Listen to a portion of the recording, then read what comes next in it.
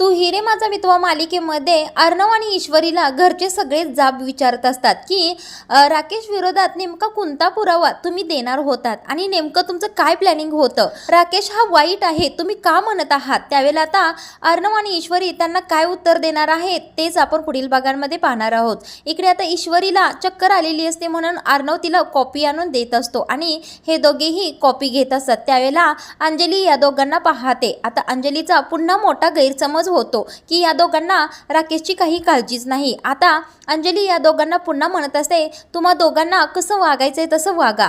पण आता ती अर्णवला सांगत असते मी तुझ्या बायकोला सोडणार नाही, मी हिला माझ्या राकेशच्या खुनाच्या आरोपाखाली जेलमध्ये घालवणार म्हणजे घालवणार. प्रेक्षकांनो पुढील भागामध्ये अंजली समोर या राकेशचं सत्य येतंय की नाही आणि खरंच ही अंजली ईश्वरी अर्णव बद्दल कधी चांगला विचार करायला सुरू करणार आहे तेच पाहणं खूपच रंजक ठरणार आहे.